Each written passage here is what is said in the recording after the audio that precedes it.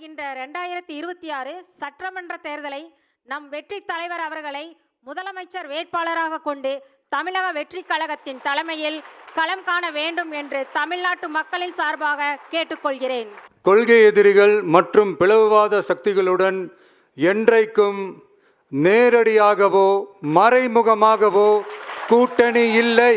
ஒன்றிய அளவில் மலிவான அரசியல் ஆதாயங்களுக்காக மக்களை மத ரீதியாக பிளவுபடுத்தி மக்களிடையே வேற்றுமையை விதைத்து அதில் குளிர்காய நினைக்கிறது பாஜக. அவர்களின் இந்த விஷமத்தனமான வேலைகள் வேறு எங்கு வேண்டுமானாலும் எடுபடலாம், ஆனால் தமிழகத்தில் ஒருபோதும் எடுபடாது. சமூக நீதியும் நல்லிணக்கமும் சகோதரத்துவமும் சமத்துவமும் ஆழமாய் வேரூன்றிய மண் இந்த தமிழ்நாட்டு மண்.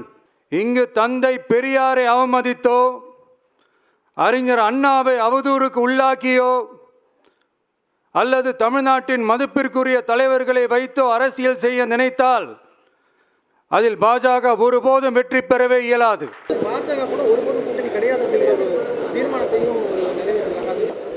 வருவது வராது அவர்களுடைய சொந்த விருப்பங்கள்.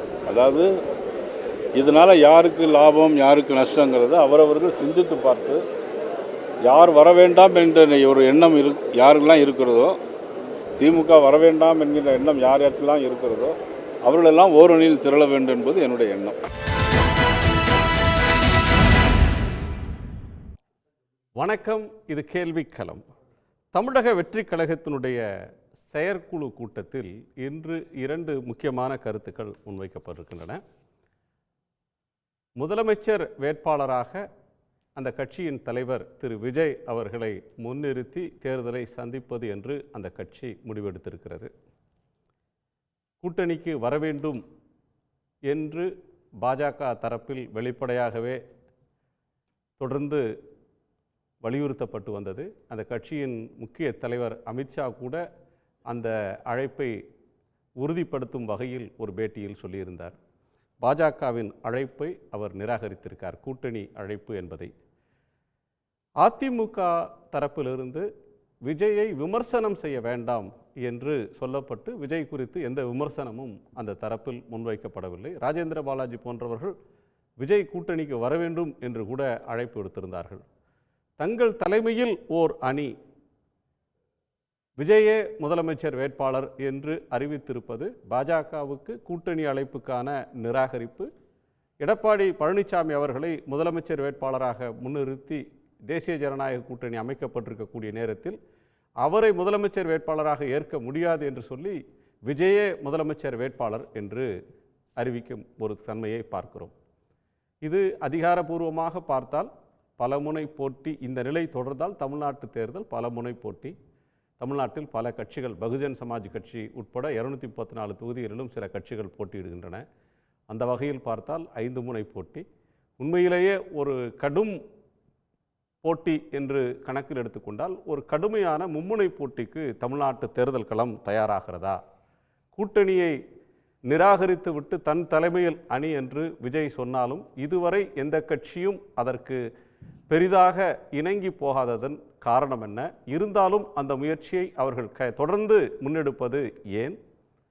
அதிமுக குறித்த ஒரு மௌனம், அதிமுக குறித்து எந்த வகையிலும் விஜய் தரப்பில் எந்த கருத்தும் சொல்லப்படாமல் இருப்பது, ஒருவேளை பாஜக அந்த கூட்டணியிலிருந்து வெளியேறிவிட்டாலோ அதிமுக பாஜக கூட்டணி முறிந்து விட்டாலோ அந்த வாய்ப்பு ஒன்று உருவாகும் என்ற ஒரு எண்ணம் உள்ளுக்குள் இருக்கிறதா என்கிற பல கேள்விகளை நாம் விவாதிக்க போகிறோம். நம்மோடு மூத்த பத்திரிகையாளர் திரு ஆர்.கே. ராதாகிருஷ்ணன், அரசியல் விமர்சகர் திரு ஜெகதீஸ்வரன், டாக்டர் ஷர்மிளா, டாக்டர் சுமந்த் ஸ்ரீராமன், வழக்கறிஞர் அக்னீஸ்வரன், இவர்களோடு அரசியல் விமர்சகர் திரு நாதன் ஆகியோர். எல்லோருக்கும் வணக்கம். ஆர்கேவோட முதற் பார்வை, தமிழ்நாட்டு எலெக்ஷன் ரொம்ப ஒரு சுவாரஸ்யமான கட்டத்தை நெருங்குதா இப்போவே? இவர் இப்படியே நின்றால் திமுக அமோக வெற்றி பெறுறது. அதாவது இப்போ ஆன்டி இன்கம்பன்சி ஓட்ஸ் எங்கே போகுன்ற அந்த ஒரே ஒரு கேள்வி தான் முன்னால் இருக்குது. திமுக இடத்தால 40-42% ஓட்டு கூட்டணி கிடைக்கக்கூடிய ஒரு நிலைமையில் தொடர்ந்து வருகின்ற நிலைமையில் அதாவது ஆவரேஜாக எடுத்துக்கலாம். அதில் வருகின்ற அதிருப்தி வாக்குகள் எங்கே செல்லும்? இதுதான் திமுகவினுடைய தோல்விக்கு இதுதான் காரணமாக இருக்கும். அதிருப்தி வாக்குகள் அப்படியே வந்து அதிமுகவுக்கு சென்றால் நிச்சயமாக அதிமுக ஜெயிக்கக்கூடிய அந்த வாய்ப்பு இருக்கு. ஸோ டைரக்ட் ஃபைட்ல இருந்து இது வந்து 3 கார்னர் கான்டெஸ்ட் போதா? ஆமா, 3 கார்னர் 4 கார்னர் கூட வச்சுக்கலாம். இப்போ இவர் கூட இருக்காரு, சீமான் கூட இருக்காரு. எடுத்தா 4, ஆமா, மாயாவதி எடுத்துட்டா 5. ஆமா, அவங்களும் 234 தொகுதியிலும் கேண்டிடேட் போடுறாங்க. ஆனா சீமானை பொறுத்தவரை அந்த 8%, அதாவது இல்லை என்றால் ஈரோடு வாங்கின அந்த வாக்குகள் வந்து நிச்சயமாக வராது. அப்போ ஏதோ ஒரு சதவீதம், 6%, 7%, அது வந்து சிங்கிள் டிஜிட் வந்து சீரியஸ் ஃபைட் கிடையாது. சீரியஸ் கண்டெண்டர்ஸா 3 பேர் இருக்க போறாங்களா? சீரியஸ் கண்டெண்டர்ஸா இருக்க மாட்டாங்க. திமுகவுக்கு ஹெல்ப் பண்றதுக்காக ஒரு கூட்டணி இப்போ வந்து கூட்டணி இல்ல, ஒரு கட்சி இப்போ நிக்கிறது. நீங்க எங்க டிஸ்கவுண்ட் பண்றீங்க? அவரே சிஎம்மா ஜெயிச்சிட முடியும், எடுத்த எடுப்புலயே எம்ஜிஆர் மாதிரி ஜெயிக்க முடியும்னு அவர் நினைக்கலாம். தாராளமாக நினைக்கலாம். ஆனால் எம்ஜிஆர் கூட யாரெல்லாம் இருந்தாங்க? எம்ஜிஆர் வந்து ஏதோ 1972 டிசம்பருக்கு அதுக்கு ஒரு வருஷம் முன்னாடி அரசியலுக்கு வந்தவர் கிடையாது. எவ்வளவோ தேர்தலை கண்டு எவ்வளவோ தேர்தலுக்காக திமுகவுக்கு பணியாற்றி தான் வந்தார். என்டிஆரை பற்றி பேசுவாங்க, அதான் நியரஸ்ட் எக்ஸாம்பிளாக இருக்கும். 3 மாதத்துக்கு முன்னாடி அரசியல் கட்சி ஆரம்பிச்சாரு, 3 மாதத்தில் வந்துட்டாருன்ட்டு. அது ஒன்று அந்த காலத்தில் நடந்தது, 80ல் நடந்த விஷயம். ரெண்டாவதாக ஏறத்தாழ காங்கிரஸ், என்டையர் காங்கிரஸ் வந்து அப்படியே வருது, அமைச்சர்கள் எல்லாம் அப்படியே வர்றாங்க என்டிஆர் கூட. அப்போ என்டிஆருக்கு அந்த கம்ப்ளீட் அந்த செட்டப் இருக்கு இல்லையா? இப்போ பூத் லெவல் கமிட்டி அதுவும் பார்த்தாலும் காங்கிரஸ் வெர்சஸ் என்டிஆர் அது ஒரு நேரடி ஃபைட் தான். ஆனா இப்போ வந்து ஒரு கிரவுடட் களம் இது. சின்ன சின்ன கட்சிகள், பெரிய கட்சிகள், எக்கச்சக்கமான கட்சிகள், 2 பெரிய கூட்டணி. இந்த சூழல்ல தனித்து தான் போட்டி அப்படின்ற ஒன்றும், அவரே சிஎம் கேண்டிடேட் அப்படின்னு ஒன்றும் தாவேக டிட்டர்மைண்டா ஒரு ஸ்டாண்டுக்கு வர்றாங்க. இந்த அழைப்புகள், இந்த விழா, இதெல்லாம் இதற்கு மத்தியிலும் வர்றாங்க. அப்போ அவங்களுக்கு ஒரு கன்விக்ஷன் இருக்கு, ஜெயிச்சிட முடியும்னு ஒரு நம்பிக்கை இருக்கு, அல்லது இவங்களோட யாரோடையும் நாங்கள் இல்லைன்னு காட்ட வேண்டிய ஒரு தீர்க்கமான முடிவு அவங்களுக்கு இருக்கு. நிச்சயமாக நம்பிக்கை தான் வாழ்க்கை, அதில் நம்ம வந்து எனக்கு மாற்று கருத்தே கிடையாது. ஆனால் நீங்கள் பாருங்கள், தமிழ்நாட்டில் பொறுத்தவரை ஓட்டர்ஸ் ரொம்ப தெளிவாக இருக்காங்க. இப்போ திமுகவுக்கு இருக்கின்ற அந்த 25% ஓட்டோ 27% ஓட்டோ வந்து திமுகவுக்கு சாலிடாக வருகின்ற ஓட்டு வந்து வேற எங்கேயும் போகாது, அங்கே தான் வரும். அதிமுகவுக்கு வருகின்ற இப்போ 20%, 22%, 18% கூட எடுத்துங்க, அங்கேயே தான் இருக்கும். அங்கிருந்து வந்து அது வேறுபடாது. இப்போ ஆந்திராவில் எடுத்துங்க, ஆந்திராவில் வந்து தெளிவின்மை இருக்கிறது. ஏனென்றால் ஒரு ஜெகன் இருக்கிறாரு, ஒரு இது எல்லாமே ஏறத்தாழ புது கட்சிகளாக தான் வருது. பவன் கல்யாண் இருக்காரு, பிஜேபி என்ற ஒரு கட்சி வந்து நிற்கிறது, எல்லாமே பிஜேபி மாதிரி தான் இருக்காது. அப்படி இருந்தால் கூட அனைவரும் வந்து இவர்களுக்கு எல்லாத்துக்கும் யாருக்கு ஓட்டு போடணும் அந்த கன்ஃபியூஷன் அங்கே இருக்கிறது. அவர்களுக்கு யாருக்குமே சாலிடாக ஒரு ஓட் பேஸ் கிடையாது. அதனால தான் ஜெகன் இவ்வளோ மோசமாக அங்கே தோற்கடிக்கப்படுகிறார். அது அந்த தெளிவு வந்து இங்கே இருக்குன்னு சொல்கிறேன். தமிழ்நாட்டில் சீஃப் மினிஸ்டருக்கு ஒரு பாப்புலாரிட்டி இருக்கு. ஆமாம், ஒரு பாப்புலர் சிஎம். எதிர்முனையில் எதிர்க்கட்சி தலைவர் எடப்பாடி பழனிசாமி இருக்கிறார். அவருக்கு அந்த கரிஸ்மா இல்லை அப்படின்றது அவரை ஆதரிக்கிற பல பேரும் சொல்ற ஒரு கருத்தா இருக்கு. இந்த சூழல்ல தன்னை எங்க பொசிஷன் பண்ணிக்கிறதுக்கு விஜய் நினைக்கிறார்? விஜயை பொறுத்தவரை அன்னோன் குவான்டிட்டி, அதாவது மக்களுக்கு நல்லது செய்கிறார். எங்கே நல்லது செய்தார்? படத்தில் நல்லது செய்தார். ஆனால் சினிமாவில் வேலை செஞ்சவருக்கு நல்லது செஞ்சாரா? யார் ஒன்றுமே செய்யவில்லை என்றதுதான் முக்கியமான விஷயமா இருக்கிறது. அதில் வந்து இன்னைக்கும் அது படப்பிடிப்பாளரானாலும் சரி, ஒருத்தன் வந்து படம் எடுக்கணும்னு போனான்னா 29 ட்ரேட்ல இருந்து எல்லாத்தையும் எடுக்கணும், இல்லைன்னா அங்கே படம் எடுக்கவே முடியாது. மினிமம் வந்து ஒரு 4 கோடி 5 கோடி இல்லாமல் ஒரு சிறு படம் கூட இன்னைக்கு வெளியெடுக்க முடியாது. அது சினிமா தயாரிப்பாளர் கிரியேட்டிவ் சைடில் இருக்கிற பிரச்சனை.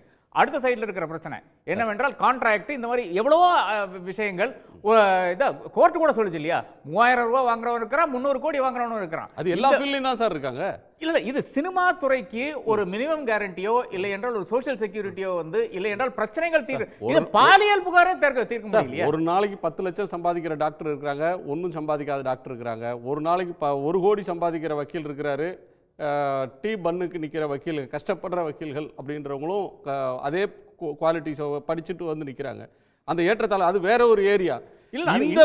இந்த முடிவுக்குள்ள வருவோம். இந்த முடிவுன்ற ஒன்று வந்து ஏன் அவர் இந்த கூட்டணி அழைப்பை அவர் நிராகரிக்கிறார்?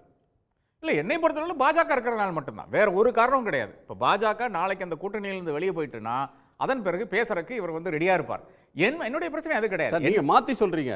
விஜய்கிட்ட பேசி பார்த்தாங்க, அவர் உங்களோடலாம் கூட்டணி சேர தயாரா இல்லை, நான் தனியா நிற்கிறேன்னு சொல்லிட்டாரு. அதனால ஏடிஎம்கே வேற வழியே இல்லாம ரொம்ப நேரம் காத்திருந்துட்டு விஜய் நோ சொன்னதுனால வேற வழி இல்லாம பிஜேபி கூட போய் சேர்ந்தாரு அப்படின்னு சொல்றாங்க. இல்ல கிடையாது. பிஜேபி ஏடிஎம்கேவை ஆதரிக்கிற பல பேர் வந்து என்ன சொன்னாங்கன்னா, கூட்டணி வந்த டிஎம்கே பிஜேபியோட முறிச்சுக்கிட்டு வந்த உடனே நிறைய கட்சி வரும்னு பார்த்தார் எடப்பாடி பழனிசாமி, ஆனால் வரவில்லை. விஜய் வந்துருவார்னு எதிர்பார்த்தார், பெருசா நம்புனாங்க, ஆனால் அவர் தயாரா இல்லை. ஆக வேற வழியே இல்லாம பிஜேபிக்கு போனாங்கன்னு ஒரு விளக்கம்லாம் கொடுத்தாங்க. இல்ல, பேசுனது உண்மையா இருக்கலாம். ஆனால் இந்த பக்கம் இருக்கிற பிரச்சனை என்னவென்றால், நரேந்திர மோடியினுடைய அமித்ஷாவினுடைய ஈகோ. நாம் பார்த்தோம் 2026 தான் அவர்களை பொறுத்தவரை தமிழகம் கையெடுப்ப அதாவது தமிழகத்தை வந்து கேப்சர் பண்ணக்கூடிய கடைசி தேர்தலாக இருக்கிறது. ஏன்னால் 2029 இவர்கள் திரும்பி வந்தால் கூட நரேந்திர மோடி பிஎம்ஆ இருப்பாரான்னு நமக்கு தெரியாது. அப்போ அவர்களை பொறுத்தவரை லாஸ்ட் சான்ஸ், இந்த லாஸ்ட் சான்ஸில் தமிழகத்தில் வந்து நான் உட்காருவேன், ஒரு 2 பிஜேபி அமைச்சரை இங்கே வைப்பேன்னு சொல்லிட்டு அதிமுகவை ஜபர்தஸ்தா பிடிச்சி வந்து உள்ள உட்கார வச்சிருக்காங்க. நம்ம அதான பார்த்தோம் ஏப்ரல் 11ஆம் தேதி பார்த்த அந்த விஷயம். சார், ஒரு பெரிய கட்சியை பிடிச்சிட்டு வந்து உட்கார வச்சுட்டாங்கன்னு சொல்றது விசாரணைக்கு கூட்டு வந்து உட்கார வச்சுற மாதிரி சொல்றீங்க. பெரிய கட்சி அதான் அதாவது அமித்ஷா உட்கார்ந்து பேசிட்டு இருக்காரு பிரஸ் கான்ஃபரன்ஸ்ல, பொம்மை மாதிரி இவர் தாங்க தலைவர் அப்படின்னு சொல்லிட்டு அவர் ஏதாச்சும் ஒரு வார்த்தை பேசலையாங்க. அதன் பிறகு இப்பதான் சொல்லியிருக்கார் அமித்ஷா, என்ன என்டிஏ ஆட்சி இருக்கும் என்று மிக தெளிவாக சொல்லியிருக்கிறார். அதற்கும் ஒன்றும் பெரிய எதிர்வினை கிடையாது. அப்போ இந்த மாதிரி பல விஷயங்கள், முருகன் மாநாட்டு பெரிய எதிர்வினை கிடையாது. ஒரு இடத்துலையும் வந்து எடப்பாடி பழனிசாமி பேசவே மாட்டேங்கிறாரு. அதிமுக இருந்து யாரோ ஒரு second line leaders, third line leaders பேசிக் கொண்டிருக்கிறார். பெரியார், அண்ணா என்று தமிழ்நாட்டு மக்கள் மதிக்கிற மக்களுடைய மதிப்பை பெரிதும் பெற்ற தலைவர்களை சிறுமைப்படுத்துவதை ஏற்க மாட்டோம்னு விஜய் திட்டவட்டமா பேசுறாரு. இந்த டோன்ல கூட திரு எடப்பாடி பழனிசாமி பேசலையே. ஆமா, இப்படி யாராச்சும் எழுதி கொடுத்தா பேசியிருப்பாருன்னு நினைக்கிறேன். எழுதி கொடுக்கறதுக்கு எல்லாருக்கும் இருக்காங்க சார். நீங்க பேசுவதற்கு தயாரா இருக்கீங்களான்றதான் பாயிண்ட். யாருக்கு எழுதி கொடுக்கல? ஒரு அரசியல் தலைவர் தனக்கு என்ன சொல்லணும்ன்றதுக்கு அவருடைய முடிவு தானே அது. அதான் என்னுடைய ஆர்குமெண்ட் தான் நீங்க வைக்கிறீங்க. அதாவது இதனால வந்து கம்ப்ளீட்டாக இவரை கொண்டு அங்க பொம்மை மாதிரி உட்கார வச்சு ஒரு பிரஸ் கான்ஃபரன்ஸ் நடத்தி அவர் போயிட்டாரு. அப்போ என்னை பொறுத்தவரை வந்து அதிமுக வந்து ஜபர்தஸ்தா கொண்டு வந்து உட்கார வச்சிருக்காங்க அந்த கூட்டணியில். அந்த கூட்டணியிலிருந்து அவர் வெளியே வர முடியாது. ஏனென்றால் பாஜகவினுடைய இன்ட்ரெஸ்ட் இருக்கு, அது வேற இன்ட்ரெஸ்ட். பாஜகவினுடைய இன்ட்ரெஸ்ட் திமுக வெளியே எடுக்கணும், அதான் பாஜகவினுடைய இன்ட்ரெஸ்ட். கட்சியினுடைய ஆட்சி அகற்றணும்ன்றது பிஜேபியோட அஜெண்டா சார், இலக்கா இருக்கு ஆர்எஸ்எஸ் அதனுடைய அஜெண்டா.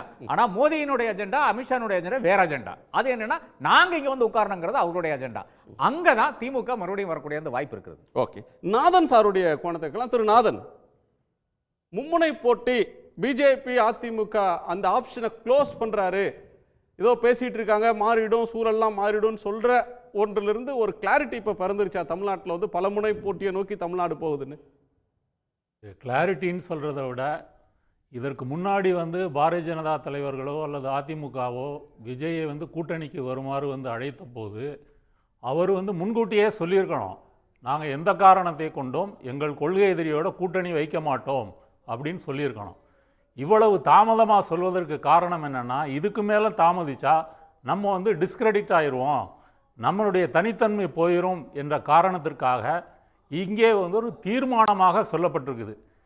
தீர்மானத்தை தாண்டி மக்கள் அரங்கில் கடந்த 2 வருடங்களாக ஒன்றிய அரசுக்கு எதிராக வந்து இங்கே திமுக எடுக்கின்ற போராட்டங்களாக இருக்கட்டும், பல பிரச்சனைகளாக இருக்கட்டும், இல்லை திருப்பரங்குன்றம் போன்ற பிரச்சனைகளாக இருக்கட்டும், இது எதுலேயுமே கருத்து சொல்லாமல் அவர் வந்து ஒரு சோஷியல் மீடியா இன்ஃப்ளூயன்சர் மாதிரி வந்து இருக்கிறார். இப்போ வரலாற்றில் எடுத்து பார்த்தீங்கன்னா ஒவ்வொரு கட்சிக்கும் பிறந்ததற்கும் வளர்ந்ததற்கும் செயல்பட்டதற்கும் ஒரு காரணம் இருக்குது. கம்யூனிஸ்டுகளுக்கு ஒரு காரணம் இருக்குது, காங்கிரஸுக்கு ஒரு காரணம் இருக்குது, அம்பேத்கருக்கு ஒரு காரணம் இருக்குது, விடுதலை சிறுத்தை கட்சிகளுக்கு காரணம் இருக்குது. இப்போ விஜய் கட்சிக்கு என்ன சமூக காரணம் இருக்குது? விஜயை முதலமைச்சராக வைத்து அழகு பார்க்க வேண்டும் என்ற ஒற்றை குறிக்கோளை தாண்டி அந்த கட்சியிடம் என்ன கொள்கை இருக்கிறது? அவர்கள் திமுகவுக்கு மாற்றாகவோ பிஜேபிக்கு மாற்றாகவோ ஏன் அதிமுகவுக்கு மாற்றாக கூட அவர்கள் வந்து வர முடியாது. அப்படித்தான் அவருடைய அரசியல் செயல்பாடு வந்து இருக்குது. நீங்கள் மாநாடு நடந்த போதே நீங்கள் வந்து பிஜேபி பேரை வந்து சொல்லலை, அதற்கு பின்னாடி தாமதமாக வந்து சொல்கிறீங்க. அப்புறம் வந்து வக்போர்டு சட்ட திருத்தத்துக்கு எதிராக ஆர்ப்பாட்டம் நடக்கிறது, பொதுச் செயலாளர்கிட்ட போய் அந்த சட்டம் குறித்து கேட்டால் வந்து அந்த சட்டத்தை பொதுவாக எதுக்குறோம் அப்படின்னு சொல்லிட்டு போகிறாரு. இங்கே விஜய் ரசிகர்கள் அவர்கள் சொல்லுகின்ற கொள்கை எதிரி, அரசியல் எதிரி, இந்த ரெண்டுக்கும் வந்து அவர்கள் வந்து அரசியல் மயப்படுத்தப்பட்டிருக்கிறார்களா அப்படின்னா கிடையாது. இன்றைக்கும் தமிழக வெற்றி கழகத்தினுடைய தொண்டர்கள் அஜித்தை விமர்சிப்பார்களே தவிர கொள்கை என்பது அவர்களுக்கு வந்து தெரியாது. ஏன்னா தலைவரே அப்படி தான் இருக்கிறாரு. இப்போ கொக்கோ கோலா, பெப்சி அல்லது லக்ஸோப்புக்கு வந்து ஒரு கொள்கை தலைவர்கள் யாரு, அரசியல் எதிரிகள் யாரு, தங்களுடைய வழிகாட்டிகள் யாரு அப்படிலாம் அவங்க விளக்கம் கொடுத்துட்டாங்க. அவங்களுடைய கொள்கை பிரகடனமான இதையும் அறிவிச்சிட்டாங்க. அதை நம்ம கடந்த காலத்தில் அறிவிச்சிட்டாங்க. அதுக்கு பொழிப்புரை பேசுறது நம்ம, அவங்க அறிவிச்சிட்டாங்க, தீர்மானம் போடுறாங்க, பொதுக்குழு கூட்டுறாங்க, செயற்குழு கூட்டுறாங்க. இங்கே நீங்களும் நானும் தான் மல்லு கட்டி விவாதிச்சுட்டு இருக்கோமே தவிர அவர்கள் என்றைக்காவது எந்த பிரச்சனைக்காவது மக்களை திரட்டி அதை ஒரு பிரச்சனையாக பேசுபொருளாக மாற்றியிருக்காங்களா? இல்லை இப்போ மதுரையில் திருப்பரங்குன்றத்தில் வந்து பாரதிய ஜனதா ஒரு மதவாத அரசியலை எடுத்து இந்து முஸ்லீம் என்று பிளவுபடுத்துகிறது. மதுரை மண்ணில் வந்து அவர்கள் உறுப்பினர்களோ கட்சியினரோ தலைவர்களோ போராட்டம் பண்ணியிருக்கிறாங்களா? இதை பொது இடத்துல வந்து பேசியிருக்கிறாங்களா? இங்கே பனையூரில் வந்து தீர்மானம் போடுறதுனால என்ன நடக்க போகுது? அந்த காலத்தில் வந்து செல்வி ஜெயலலிதா அவர்கள் வந்து கட்சி அலுவலகத்துக்கு வந்தால் ஒரு செய்தி, கலைஞர் வந்து தினசரி அறிவாலயம் போவார், அது வந்து செய்தி கிடையாது. ஃபார் தட் மேட்டர் வந்து எல்லா கட்சி தலைவர்களும் அன்றாடம் அலுவலகம் போவாங்க, அதெல்லாம் செய்தி ஆகாது.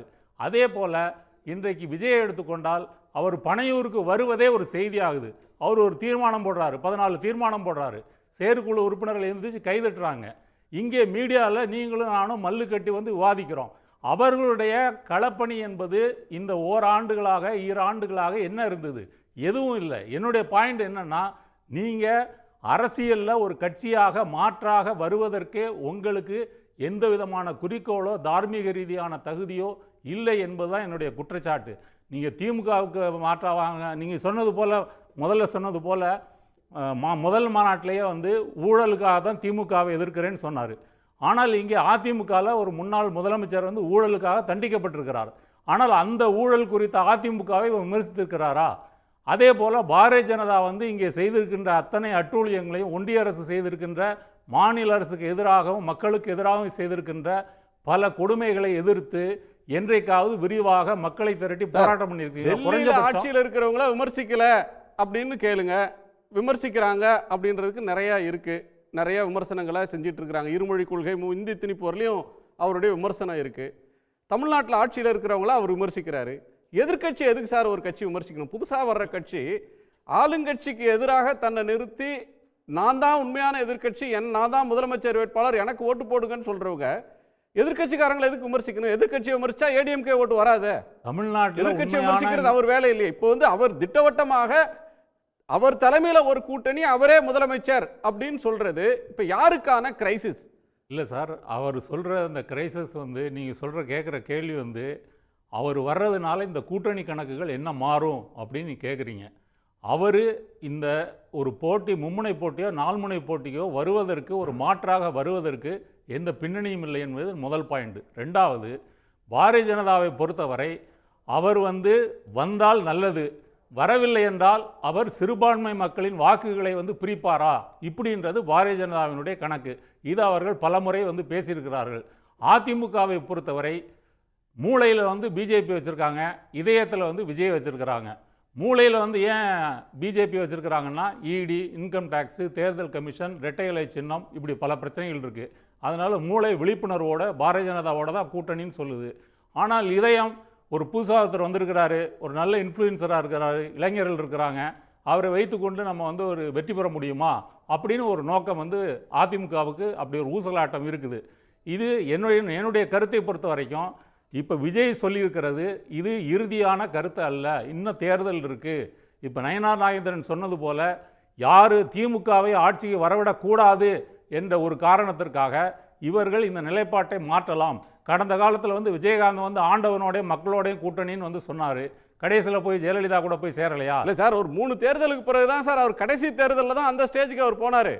இப்பெல்லாம் வந்து ஜெயலலிதாட்டையோ அல்லது இன்னொரு கட்சிக்கிட்டே போல. கரெக்ட். எல்லா தேர்தலையும் தனித்து போட்டிட்டு கரெக்ட். அது 20 வருஷத்துக்கு முன்னாடி 2001 தான் அவர் அந்த ஸ்டேஜுக்கு நகர்றாரு. 20 வருஷத்துக்கு நான் இவர் நம்முடைய 2011 நான் நம்முடைய திரு சுமந்த் கருத்தை கேட்கிறேன். திரு சுமந்த், உங்க கோணம் என்ன சுமந்த்? இந்த டெவலப்மெண்ட்டை நீங்க எப்படி பார்க்கிறீங்க? திரு விஜய் அவர்கள் முதலமைச்சர் வேட்பாளராக தன்னை அறிவித்து கொண்டிருக்கிறார். அது ரொம்ப ஒரு வினோதமான ஒரு நிலைமையாக இருக்குது. ஏன்னா நம்ம சொல்கிறோம், எந்த விதமான ஒரு அரசியல் அனுபவமும் முன் அனுபவமும் இல்லாமல், எந்த ஒரு பதவியிலும் வகிக்காமல், அரசியல் ரீதியாக மக்களுக்கு பெரும் அளவில் ஒரு சந்திக்க கூட இல்லாமல், எக்ஸப்ட் இந்த கடைசியாக ஒரு 5-6 மாதங்களில் நடந்து கொண்டிருக்கிற பீரியாடிக் மீட்டிங்ஸை தவிர, ஒரு நபர் நேரடியாக முதலமைச்சர் ஆகணும் அப்படின்னு ஆசைப்படுறாரு. தமிழ்நாட்டில் அது நடந்ததே கிடையாது. திரு எம்ஜிஆருடைய எக்ஸாம்பிள் என்ன சார் வினோதம் இருக்கு? புதுசா கட்சி தொடங்குறவங்க ஆட்சியை பிடிக்கணும்ன்றது தான் உங்களுடைய கனவா இருக்கும். விஜயகாந்த் அவர் கட்சி தொடங்கினப்ப அவர் தான் முதலமைச்சர் வேட்பாளர்னு முன்னிறுத்தினாரு. அவர் வேற ஒருத்தர் போய் இன்னொருத்தங்களை முதலமைச்சர் ஆகிறதுக்கு அவர் கட்சி தொடங்கினாரு. என்ன நடந்துச்சு? என்ன வாக்கு சதவிகிதம் கிடைக்கும், அத்தோட அவ்வளோதான், வேற ஒன்றும் ஆக போகிறது இல்லை. ஸோ திரு விஜய் அவர்கள் ஏதோ ஒரு காரணத்திற்காக வாக்கு பிளக்கும் ஒரு இன்ஸ்ட்ருமெண்ட்டாக மாறியிருக்கிறார். அது என்ன காரணத்துக்கு, யாருக்கு ஆதரவாக்க கொடுப்பதற்கு, அதெல்லாம் நமக்கு தெரியாது இப்போதைக்கு. But he has become a vote cutter. நீங்க சொல்றது ஒரு ஒரு ஒரு கடுமையான குற்றச்சாட்டு சுமந்த். ஒரு ஓட் கட்டர் ஆர் வாக்கு பிளக்கும் ஒரு கருவி, யாருக்கோ யாருடைய அஜெண்டாவுக்காகவோ கட்சி தொடங்கி ஓட்டை பிளந்துட்டு போற ஒரு சக்தி தெரியல. அது யாருடைய சித்தரிக்கிறீங்க? தமிழ்நாட்டில் ஒரு அரசியல் மாற்றத்தை கொண்டு வரணும், நானே ஆட்சி பண்ணுவேன் அப்படின்னு வந்து நிக்கிற ஒருத்தர் சினிமா கேரியரை வேணான்னு உச்சத்துல இருக்கும்போது வர்றவரை பார்த்து நீங்க வந்து ஓட்டை பிளக்குறவரு. அப்ப யாராவது நீங்க வந்து அதிமுக பிஜேபி கூட்டணிக்கு போனாதான் அவர் அரசியல் கட்சி தொடங்குனதுல ஒரு நியாயம் இருக்கு. அவர் தனிச்சு முயற்சி பண்ணாருன்னா அவர் ஒரு நோக்கத்துக்காக வேலை செய்யறாரு அப்படி சொல்ல முடியுமா? நோ நோ, அவர் ஒரு மூத்த தலைவரை கை காட்டி, இவர் 20 ஆண்டு காலம் அனுபவம், அரசியல் அனுபவம் உள்ளவர், நல்லவர், இவரை நான் முதலமைச்சர் வேட்பாளராக நான் நாமினேட் பண்றேன்னா அது வேற. நானே சிஎம்மா உட்காருவேன், நான் இப்போ தான் அரசியலுக்கே வர்றேன், ஒரு தேர்தலில் கூட நான் போட்டியிடலை, ஆனால் ஸ்ட்ரெயிட்டு சிஎம், அது எதிர்பார்ப்பதே நியாயம் இல்லைங்க. எப்படிங்க அது நியாயமாகும்? அப்படின்னா ஒரு சிஎம் போஸ்ட்டுக்கு எந்த விதமான ஒரு குவாலிஃபிகேஷன் கிடையாது அப்படிங்கிறது தான் அதனுடைய அர்த்தம் தானே. அரசியல் இல்லை, ஜனநாயகத்துல வாக்குரிமை பெற்ற எல்லோரும் இல்ல இல்ல ஒரு நிமிஷம், முதலமைச்சர் பதவிக்கு போட்டியிடுவதற்கு ஏதாவது தகுதி இருக்கா? இவர் 12 தேர்தலில் போட்டியிட்டு இருக்கணும், பிஏ எக்கனாமிக்ஸ் படிச்சிருக்கணும், எம்ஏ பொலிட்டிக்கல் சயின்ஸ் படிச்சிருக்கணும், அப்படிலாம் ஏதாவது இருக்கா? நோ. கவுன்சிலரா 8 வருஷம் இருந்திருக்கணும், அப்படிலாம் ஏதாவது இருக்கா? இல்ல. ஆனா நான் மக்களுக்கு சேவை செய்யணும்னு ஒருத்தருக்கு ஒரு ரியல் இன்டென்ஷன் இருக்குன்னு வச்சுக்கங்க. சரி, இப்ப நீங்க இன்னொரு கேள்வி கேட்கறீங்க. ரஜினிகாந்த் வந்து தேர்தலுக்கு வந்தப்ப நீங்க இதே கேள்வி கேட்டீங்களா? ரஜினிகாந்த் அரசியல்ல குதிச்சார்ல, சூப்பர் ஸ்டார் ரஜினிகாந்த் அரசியல்ல குதிச்சப்ப நீங்க என்ன அனுபவத்துல வந்தீங்க? அப்படி கேள்வி கேட்டீங்களா? ரஜினிகாந்த் குதிக்கவே இல்ல. ரஜினிகாந்த் குதிச்சார் சார், குதிச்சாரு. அர்ஜுனமூர்த்தின்னு ஒரு குதிக்க போறேன்னு சொல்லிட்டு நின்றாரு சைடுல. பக்கத்துல ஆளை கூட்டு வந்து நிறுத்தினார் சார். அர்ஜுனமூர்த்தி தமிழறி மணியனையும் நிக்க வச்சு பாருங்க, இவங்க தான் தமிழ்நாட்டை வழிநடத்த போறாங்கன்னு சொன்னார் சார் அவரு. அப்ப நீங்க சொன்னீங்களா? ஒரு நிமிஷம் இருங்க. அரசியல் கட்சி அவர் தொடங்கினாரா? அவர் வந்து ஏதோ ஒரு காரணம், அதை பற்றி நம்ம பேச விரும்பலை. 20 ஆண்டு காலமாக வருவேன்னு சொல்லிட்டு மக்களை ஓரளவுக்கு ஏமாற்றத்தில் அவர் விட்டு தான் அவர் அரசியலுக்கு வராமல் போய்விட்டார். இந்த கேஸ் ரொம்ப சிம்பிள். ஒருவேளை திரு விஜய் அவர்கள் நாம் இந்த தேர்தலில் கணிசமான வாக்கு வங்கியை பெற்று நமக்கு அரசியல் அனுபவத்தை வளர்த்துக் கொள்வோம் அப்படிங்கிறது வேற. இப்போ எனக்கு தெரிந்த வரைக்கும் இந்த கட்சியினுடைய கொள்கை விஜய முதலமைச்சர் ஆக்குறது. அதை தாண்டி என்ன ஒரு 4 பரந்தூரன் நிறுத்தணுங்கிறாங்க. தமிழ்நாட்டில் இருக்கக்கூடிய அனைத்து கட்சியும் அப்படிதான் சார் இருக்கு. பிஜேபிக்கு போன மாசம் வரலையும் அண்ணாமலையை முதலமைச்சர் ஆக்குறது கொள்கையா இருந்துச்சு.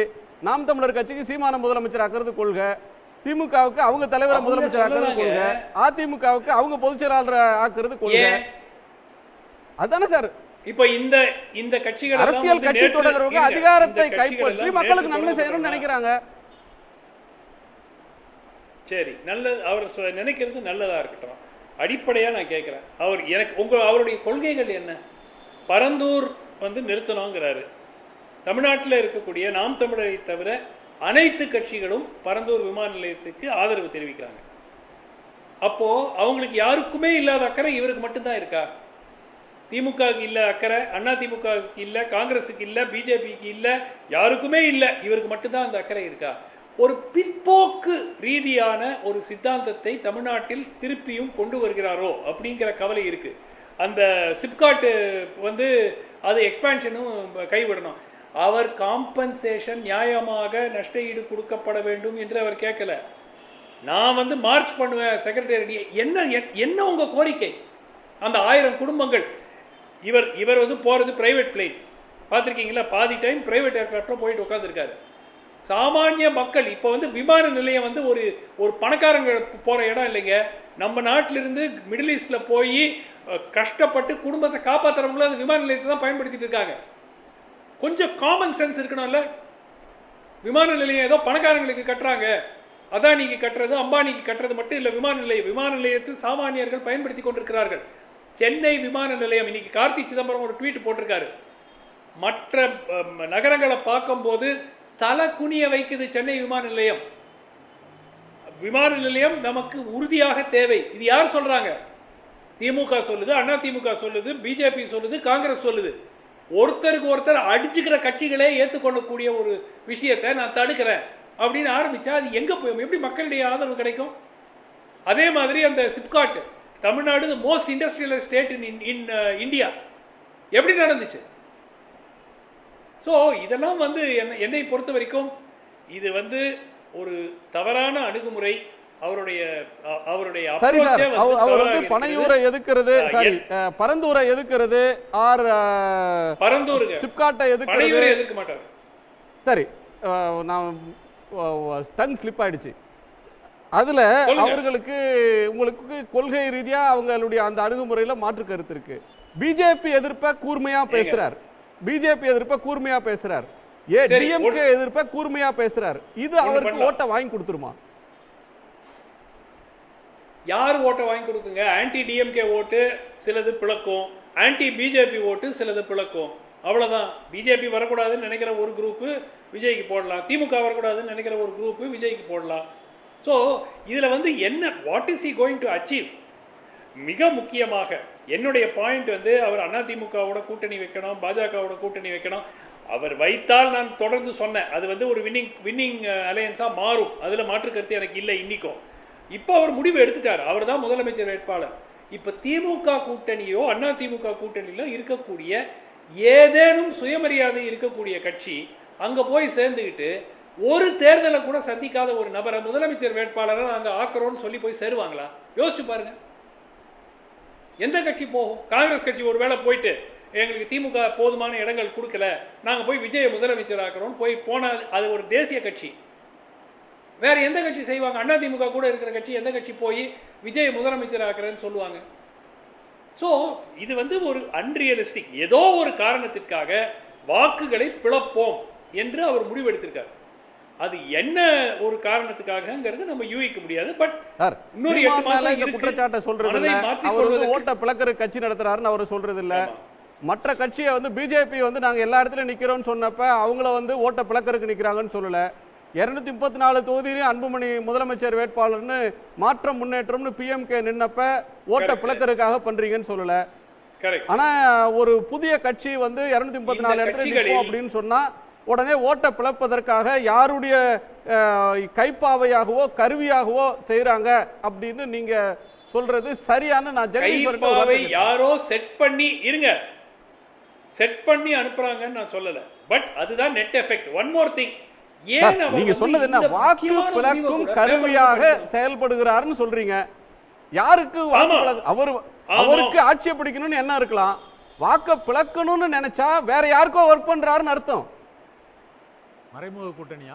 வாக்கை பிளக்க போறதற்காக அவர் வந்திருக்கிறார், இந்த முடிவை எடுத்திருக்கிறார். இது மாறலாம், இந்த முடிவு மாறலாம். மாறாமல் இருக்கும் பட்சத்தில் he will be a vote cutter. 10% வாங்கலாம், 15% வாங்கலாம். அது வெற்றிக்கு கொண்டு போறதில்லை, அது அவரை முதலமைச்சராக ஆக்க போறதில்லை. அது அவருக்கும் அவர் கூடி இருக்கிற அட்வைசர்ஸுக்கும் நன்றாக தெரியும். ஓகே, ஜெகதீஷ் முதல்ல வந்து இந்த கூட்டணி அப்படிங்கிற இந்த பேச்சுவார்த்தையில் நான் முதல்ல அந்த அறிக்கைக்கு தான் பிப்ரவரி 2, 2024 பிளவுவாத சக்திகளுக்கு எதிராகத்தான் தமிழக வெற்றிக் கழகம் தோன்றுகிறது அப்படிங்கிற பாயிண்ட்லேருந்தே பாஜகவை எதிர்க்கிறார். அதுக்கப்புறம் சிஏஏ எதிர்த்து ஒரு ஸ்டாண்டு வந்துச்சு. தொடர்ச்சியாக பாஜகவை வந்து எதிர்த்துட்டே இருந்தார்.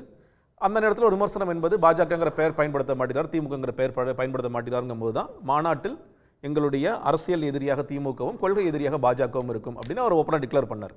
அதற்கு பிறகு செயற்குழு அந்த தீர்மானங்களையும் போடும் பொழுதும் பாஜக பெயரும் பயன்படுத்தினார், திமுக பெயரும் பயன்படுத்தினார். அதற்கு பிறகு அதே நேரத்தில் அன்னைக்கு பேசும் பொழுது நான் வந்து எங்களோட ஒவ்வொரு இல்லத்திலும் உள்ளத்திலும் எங்களுக்கு வாக்கள் இருக்கிறது, நாங்கள் தனிச்சு கூட களம் கண்டாலும் சிங்கிள் மெஜாரிட்டி ஜெயிப்போம், அதே நேரத்தில் எங்களை நோக்கி வரவங்களை நாங்கள் அரவணைச்சு போவோம், அவங்களுக்கு வந்து பங்கு கொடுப்போம், ஆட்சியில் பங்கு கொடுப்போம் அப்படிங்கிறதான் அவர் சொன்னது.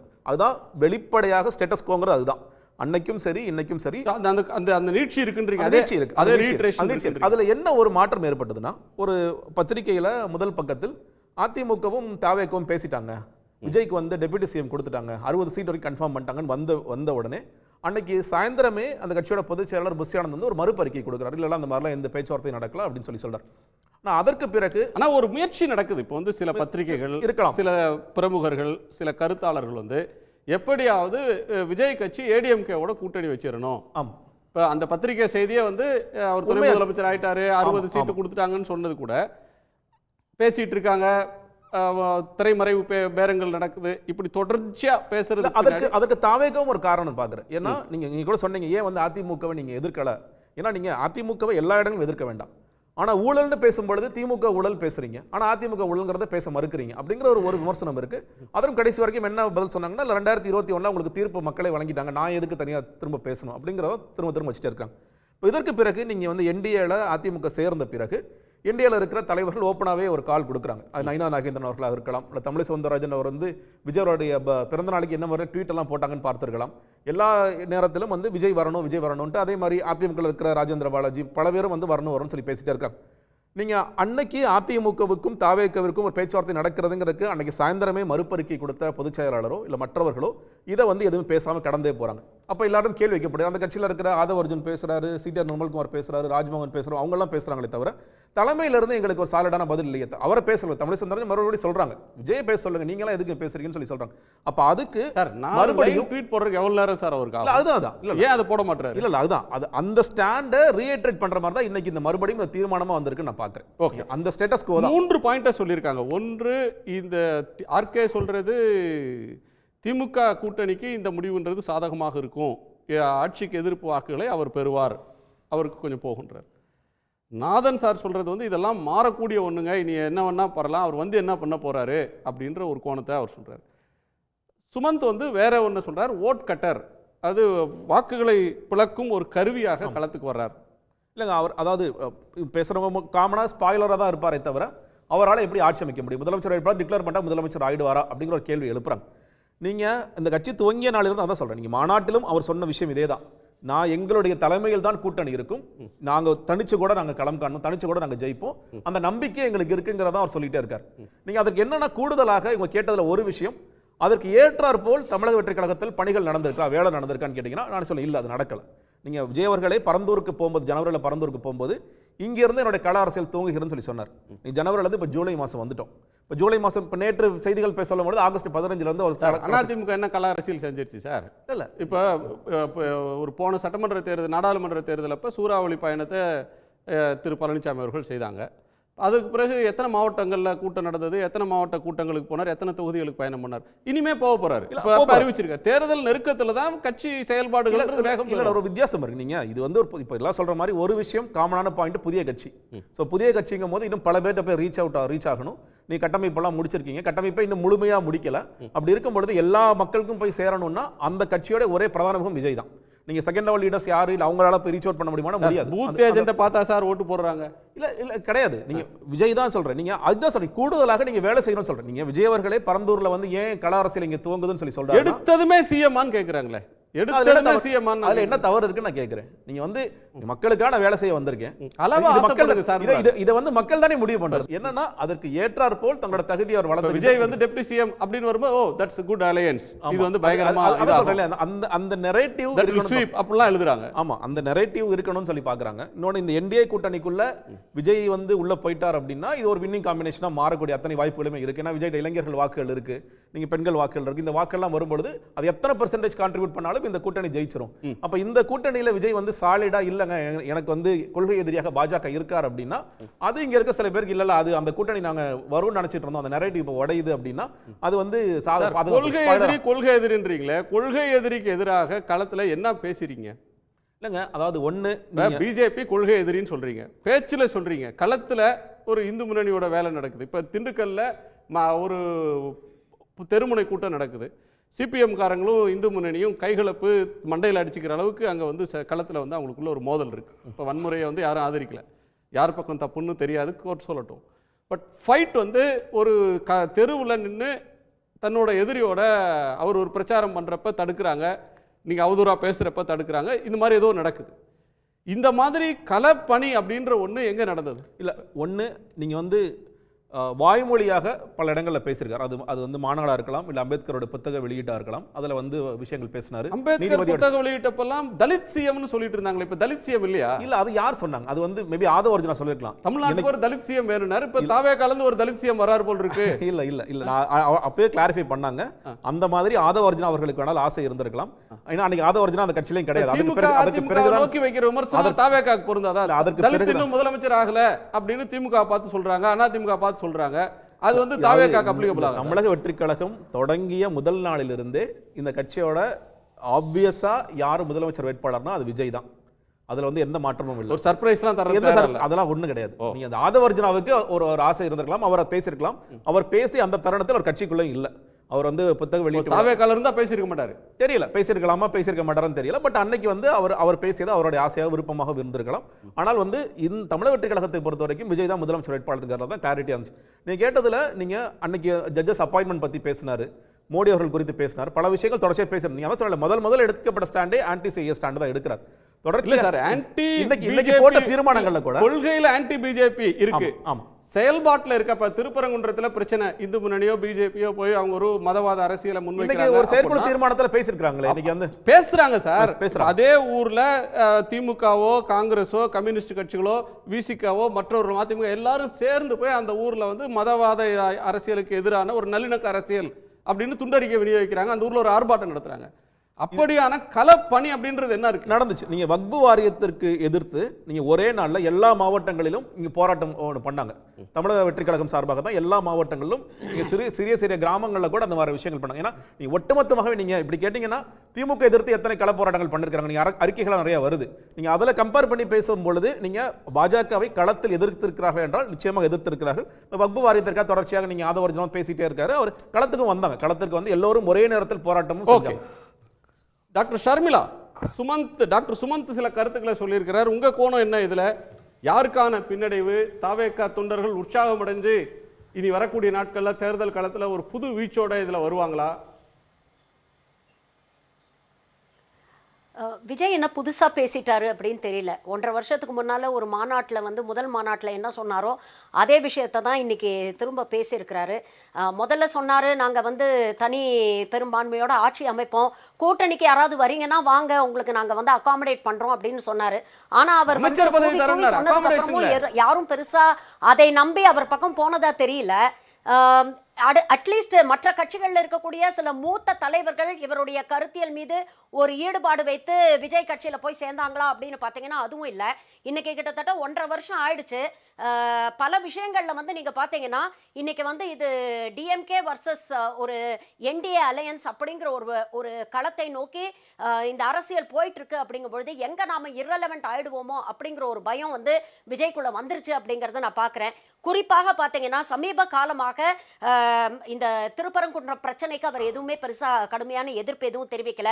முருகன் மாநாட்டில் இவருடைய கொள்கை தலைவரை வந்து விமர்சனம் பண்ணதுக்கும் அவர்கிட்ட இருந்து எந்த விதமான ஒரு எதிர்வினையும் வரல. சமீபத்தில் அவருடைய பிறந்த நாள் முடிஞ்சது, அப்போ இவருடைய சோகால்டு ஓட் பேங்க்னு சொல்லக்கூடிய ரசிகர்களையே இவர் சந்திக்கல அப்படிங்கிற பல விமர்சனங்கள் வந்தது.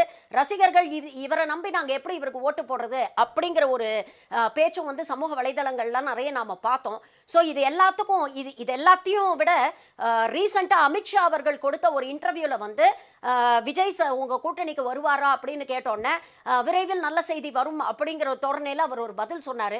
அதுவும் பல விமர்சனங்களை வந்து ஏற்படுத்தியது. நீங்க வந்து அதுக்கெல்லாம் சேர்த்து இப்ப பதில் சொல்லிட்டாருல, நல்ல செய்தி அப்படின்னு அமித்ஷா ஆசைப்பட்டாரு.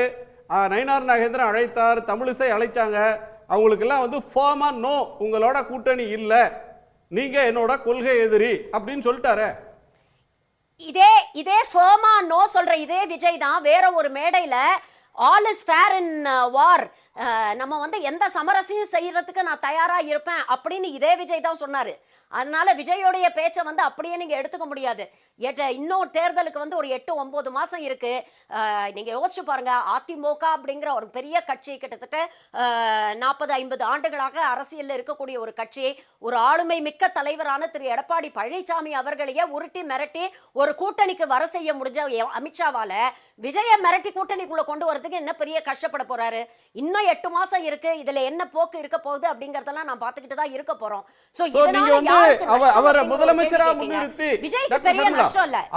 அவரை முதலமைச்சரா முன்னிறுத்தி ஒரு தேர்தலை சந்திக்கிற வாய்ப்பு இருக்காது. தாவேகா வந்து தனித்து போட்டி அப்படின்ற ஒரு இடத்துல இருந்து ஏடிஎம்கே பிஜேபி அலையன்ஸுக்கு நகர்ந்துருன்னு நீங்க கணிக்கிறீங்களா? நகரலாம், நகராமலும் போகலாம். எப்படி இருந்தாலும் வந்து பிஜேபி அதை தனக்கு அட்வான்டேஜா தான் அவங்க நினைப்பாங்க. சோ தேர்தல் நெருக்கத்துல என்ன முடிவு எடுக்கறாங்க, என்ன அஜெண்டாவோட விஜய் முதல்ல அரசியலுக்கு வந்திருக்காரு அப்படிங்கறத பார்க்கணும். அப்படி ஒன்னு செஞ்சா அவரோட கிரெடிபிலிட்டி போகாதா? முதல் தேர்தலிலேயே தான் சொன்ன மக்களுடைய ஓட்ஸையும் பிரிக்கணும் அப்படிங்கறத அவருக்கு கொடுக்கப்பட்ட அஜெண்டா. அந்த அஜெண்டாவோட தான் அவர் வந்து அரசியல் களத்துக்கு வந்திருக்கிறாரு. சோ தனியா நின்னா அவருக்கு அட்வான்டேஜ், அவங்களுக்கு அட்வான்டேஜ்னு நினைச்சா அந்த முடிவையும் அமித்ஷா தான் எடுப்பாரு. விஜய் கையில எதுவுமே இல்ல, எடப்பாடி கையில எதுவுமே இல்ல. இந்த முடிவுகள்லாம் வந்து அமித்ஷா எடுக்க வேண்டிய நேரத்துல எப்படி எடுக்கிறாரோ அதை பொறுத்து தான் களம் மாறும். இதுல நீங்க யாருக்கு அட்வான்டேஜ் டிஸ்அட்வான்டேஜ் அப்படிங்கிற ஒரு கொஸ்டினை வந்து தொடர்ந்து கேக்குறீங்க. விஜய்க்கு வந்து இதுல பெரிய டிஸ்அட்வான்டேஜ் நான் பார்க்கல. ஏன்னா he is a first timer. அவருக்கு வந்து களத்தை வந்து டெஸ்ட் பண்ணி அவருக்கு என்ன ஓட் பர்சன்டேஜ் இருக்கு, ஓட் பேங்க் இருக்கு அப்படிங்கிறத தானும் தெரிஞ்சுக்கிட்டு மக்களுக்கும் புரிய வைக்கக்கூடிய ஒரு நிலை தான். ஸோ அவருக்கே நல்லா தெரியும். என்னதான் தன்னை சிஎம் கேண்டிடேட்னு ப்ரொஜெக்ட் பண்ணிக்கிட்டாலும் இதுல வந்து பெருசா நம்ம வந்து ஜெயிச்சு ஒரு தனி பெரும்பான்மையோட ஆட்சி அமைச்சு சிஎம் ஆயிட போறோம் அப்படிங்கிற நம்பிக்கை எனக்கு தெரிஞ்சு அவருக்குமே இருக்காது. ரொம்ப பிராக்டிக்கலா லெவல் ஹெட்டடா அவர் யோசிச்சாருன்னா அது நடக்காதுன்னு அவருக்கு தெரியும். பட் அட்லீஸ்ட் தன்னுடைய செல்வாக்கு என்ன அப்படிங்கறது நிரூபிக்கிறதுக்கு 2026 தேர்தல் அவருக்கு ஒரு களமாக இருக்கும். ஆனா அதிமுகவுக்கு இது எக்ஸிஸ்டென்ஷியல் கிரைசிஸ். 2026 தேர்தலுக்கு விஜய் தனியா நிக்கிறார்னா யார் அதிகம் பயப்படணும்னு பாத்தீங்கன்னா அதிமுக தான் அதிகம் பயப்படணும். ஏன்னா இன்னைக்கு அதிமுக பாஜக கூட்டணி வந்து ஒரு நூல் இழையில அப்படியே தொங்கிட்டு இருக்கு. இந்த கூட்டணியை வந்து இன்னும் வலுப்படுத்தணும் அப்படின்னு என்னதான் வந்து அதிமுகவிலிருந்து அவங்க எல்லாம் பொறுமையாக எந்த விதமான எதிர்வினையும் ஆற்றாம இவங்க பண்றதுக்கெல்லாம் அட்ஜஸ்ட் பண்ணிக்கிட்டு போனாலும் தொடர்ந்து பாஜக பக்கம் இருக்கக்கூடிய தலைவர்கள் கடுமையாக அதிமுக தலைவர்களை சீண்டி பார்த்துக்கிட்டே இருக்காங்க. ஒவ்வொரு இடத்துலயும் இது நடந்துகிட்டே இருக்கு. இது எங்க போய் எப்படி வெடிக்க போகுது அப்படிங்கிறது தெரியல. சோ இதுல வந்து உண்மையிலேயே ஒரு எக்ஸிஸ்டென்ஷியல் கிரைசிஸ் என்ன 2026ல சப்போஸ் அதிமுக 3வது இடத்துக்கு தள்ளப்பட்டதுன்னா அது அவங்களோட கட்சிக்கு ஒரு பெரிய ஒரு பின்னடைவை ஏற்படுத்தும் அப்படிங்கிறது அதிமுகக்கு நல்லா தெரியணும். சோ அதனால இதுல நியாயமா பயப்பட வேண்டியது யாருன்னு பாத்தீங்கன்னா அதிமுக தான். டாக்டர் சர்மிளா, நீங்க சொல்றது ரொம்ப ஃபார் ஃபெச்டா இருக்கு. விஜய் என்ன முடிவெடுப்பாரு அப்படின்றதையும் அமித்ஷா தான் முடிவெடுப்பாரு அப்படின்னு சொல்றீங்க. இப்ப டேரிங்கா அமித்ஷா சொல்றது மோடி சொல்றதுக்கெல்லாம் எதிர்ப்பாதான் உங்களோட கூட்டணி இல்லை, உங்களை நாங்க ஏத்துக்க மாட்டோம், நீங்க எங்க தலைவர்கள் எல்லாம் கொச்சைப்படுத்துறீங்க, நீங்க ஹிந்தி சமஸ்கிருதத்தை ஆதரிக்கிறீங்கன்னு சொல்லி பல விஷயங்கள்ல ஆன்டி பிஜேபி ஸ்டாண்ட வெளிப்படையா எடுக்கிறாரு. கட்சி தொடங்கி ஒரு குறுகிய காலத்திலேயே தன்னோட ஸ்டாண்ட மாத்திக்கிறாரு. தனிச்சு போட்டி நான் தான் சிஎம், தனித்து போட்டில எங்க தலைமையில ஒரு கூட்டணி அப்படின்னு சொல்லிட்டு திடீர்னு அவர் போய் இன்னொரு கூட்டணியில போய் சரணாகதி ஆகிறாரு அப்படின்னா அவரோட கிரெடிபிலிட்டி என்ன ஆகும், அவருடைய அரசியல் எதிர்காலம் என்ன ஆகும், அதை பத்தி அவர் கவலைப்பட மாட்டாரா? அது பெரிய விமர்சனத்துக்கு ஆளாகாதா? அப்படி ஒரு எண்ணம் அவருக்கு இருந்ததுன்னா இப்ப ஏன் இதெல்லாம் பேசுறாரு? சமீபத்துல பேசின ஒரு விழால கூட இதுதான் உங்களுடைய கடைசி படமான்னு கேட்டா தேர்தலுக்கு அப்புறம் முடிவு பண்ணுவோம் அப்படின்னு சொல்லியிருக்க மாட்டார்ல. சோ அவருக்கே ஒரு கன்ஃபியூஷன் இருக்குன்னு தான் நான் பாக்குறேன். ஜெயிக்கல முதலமைச்சர் ஆனாலும் ஆட்சியை புடிச்சிட்டாதாங்க நீங்க வந்து சினிமால நடிக்க முடியாது. ஒரு எம்எல்ஏ ஆயிடுறாருன்னு வச்சுக்கோங்க, தனிச்சு போட்டிட்டு ஒரு எம்எல்ஏ ஆயிடுறாரு, அவர் சினிமா நடிக்கிறது யார் தடுக்க போறா? இப்ப சீமான் சினிமா நடிக்கிறாருல, அது மாதிரி ஒரு எதிர்க்கட்சி எம்எல்ஏ வந்து ஒரு சினிமா நடிச்சிட்டு போறாருன்னா யார் சொல்ல போறாங்க? நான் சினிமாக்கு முழுக்க போட்டுட்டு அரசியலுக்கு வர போறேன்னு அவர் தாங்க சொன்னாரு. நாம யாருமே சொல்லலையே. நீங்க ஆட்சியை கொடுங்கன்னு சொல்றாரு. சினிமாக்கு முழுக்க போட்டு நான் அரசியலுக்கு வர்றேன், என்கிட்ட கையில ஆட்சியை கொடுங்க, தமிழ்நாட்டை கொடுங்கன்றாரு. நீங்க ஒருவேளை தமிழ்நாட்டை கொடுக்கலன்னா நான் எம்எல்ஏவா இருந்துட்டு நான் ஒரு சினிமாவை நடிக்கிறேன் அவர் சொன்னாங்க, அது சின்ன காம்ப்ரமைஸ் தானே. நீங்க கேக்குறது ரொம்ப நியாயமான ஒரு கேள்வி. உங்க கையில ஆட்சியை கொடுக்கணும்னா அதுக்காக நீங்க களத்துக்கு வந்து என்ன பண்ணிருக்கீங்க? நீங்க மாநாடு போட்டு நான் அரசியல் கட்சி ஆரம்பிக்கிறேன்னு சொல்லி கிட்டத்தட்ட 1.5 வருஷம் ஆயிடுச்சு. இந்த 1.5 வருஷத்துல களத்துல வந்து ஒரு ஆக்கப்பூர்வமான ஒரு தீவிரமான அரசியல் நீங்க என்ன கையில எடுத்திருக்கீங்க? எத்தனை போராட்டங்கள் நடத்திருக்கீங்க? மக்கள் சார்ந்த பிரச்சனையில என்னைக்கு நீங்க வீதியில வந்து போராடி இருக்கீங்க? பனையூர்ல உட்கார்ந்து அறிக்கை விடுறது மட்டும்தான் அரசியலா? இந்த கேள்விகள்லாம் கேட்பாங்கல்ல. 50-60 தலைவர் இன்னைக்கு முதலமைச்சரா இருக்கிறாரு. தொடர்ந்து வீதியில போய் மக்களை சந்திக்கிறாரு. எதிர்க்கட்சி தலைவரா இருக்கும்போது 10 வருஷம் தொடர்ந்து மக்களுக்காக போராடினாரு, களத்துல வந்து நின்னாரு. இன்னைக்கு எதிர்க்கட்சி தலைவரா இருக்கக்கூடிய எடப்பாடி பழனிசாமி அவர்களும் பல நேரங்கள்ல களத்துக்கு வந்து போராடுறாரு. அவர் மேலேயே இவ்வளவு விமர்சனங்கள் நாங்க வைக்கிறோம். நீங்க தீவிரமான ஒரு எதிர்க்கட்சி அரசியலை இன்னமும் நீங்க ஆரோக்கியமா எடுக்கல கையில அப்படிங்கிற விமர்சனம் வைக்கிறோம். அப்படி இருக்கக்கூடிய சூழ்நிலையில பனையூர்லயே உட்கார்ந்துட்டு ஒரு அறிக்கை அரசியல்வாதியா இருக்கிறவனை நம்பி எப்படி மக்கள் ஆட்சியை ஒப்படைப்பாங்க? என்ன கிரெடிபிலிட்டி இருக்கு? நீங்க ஏதாவது பேசிருக்கீங்களா? உங்கள் துறை சார்ந்த பிரச்சனைக்கு, உங்கள் துறை சார்ந்த மக்களுக்காக நீங்க ஏதாவது பேசிருக்கீங்களா?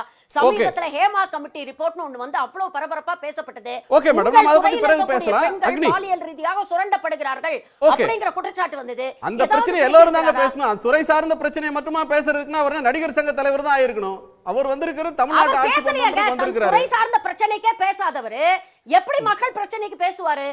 ஓகே, அந்த கேள்வி அப்படியே இருக்கட்டும். அவர் என்ன பதில சொல்ல போறாருன்னு பார்க்கலாம். அக்னி, உங்க கோணம் என்ன? காமிக்கிறீங்க விஜயகாந்த் அவர்கள் துறைக்கு எவ்வளவு விஷயங்கள் செஞ்சிருக்கிறார் அப்படிங்கறத நம்ம தொடர்ந்து பட்டியல் போடலாம். அவர் நடிகர் சங்க தலைவரா இருந்தாருங்க.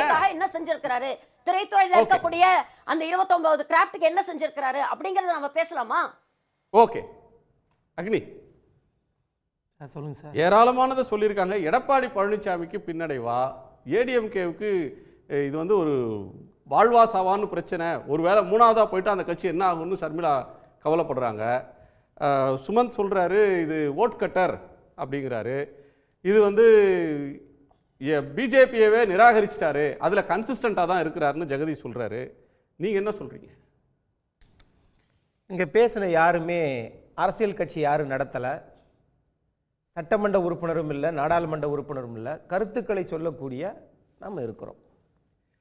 இன்னைக்கு செயற்குழு கூட்டம் தாவேக்காவில் 8 தீர்மானம் போட்டிருக்கிறாங்க. அந்த 8 தீர்மானத்தில் என்ன சொல்கிறாங்கன்னா, தாவேக்காவினுடைய தலைவர் மரியாதைக்குரிய விஜய் அவர்கள் சொல்லும்போது திமுக அதிமுகவை போல நாங்கள் கூடி குலைந்து கூட்டணிலாம் வைக்க மாட்டோம் அப்படிங்கிறாங்க. கூடி குலைந்ததனால தான் இங்கே வந்து தமிழ்நாட்டில் ஆட்சி மாற்றம் வரப்போகுது, அதனால தான் ஒய் பிரிவு அதிமுகவின் தலைவரும் திமுகவின் தலைவரும் வாங்கினாங்களா? 2. இங்கே இவங்க என்ன சொல்கிறாங்கன்னா, தமிழ்நாட்டை பொறுத்தளவில் சில தீர்மானங்கள் நியாயமான தீர்மானங்களை போட்டிருக்கிறாங்க. இவங்களுடைய நோக்கம் என்னென்னா சார், ஆர்கே சார் சொல்லும்போது சொன்னார், புரட்சித் தலைவர் எம்ஜிஆர் 1952 திமுகவில் சேர்ந்தார், 72 கட்சி ஆரம்பித்தார், ஏறத்தாழ 20 ஆண்டுகள் பணியாற்றினார், நாடகங்களில் நடித்தார், திரைப்படங்கள் நடித்தார். புரட்சித் தலைவர் எம்ஜிஆர் அவர்கள் இந்த உதயசூரியன் சின்னத்தில் வந்து நம்ம இது பண்ணணும் அப்படின்னு பாடல்களிலையும் எல்லாத்துலேயும் சொன்னார். அந்த அனுபவம் இருந்துச்சு. இதே இது இவங்க இன்னொரு இதுக்கு முன்னாடி ஒரு கருத்து சொன்னாங்க, நண்பர் ஜெகதீசன் அவர்களுக்கு அது தெரியும். என்ன சொன்னாங்கன்னா, 1966 ஏற்பட்ட மாற்றத்தை போல 1977 ஏற்பட்ட புரட்சியை போல நாங்களும் தமிழ்நாட்டில் ஒரு புரட்சியை உண்டு பண்ணுவோம் என்று சொன்னாங்க. ஆனால் அது அவங்களுடைய நம்பிக்கை சார்.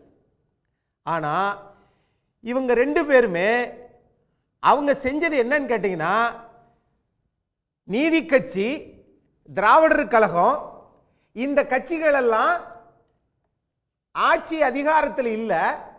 49 ஆரம்பித்த திமுக 67 ஆட்சிக்கு வந்துச்சு.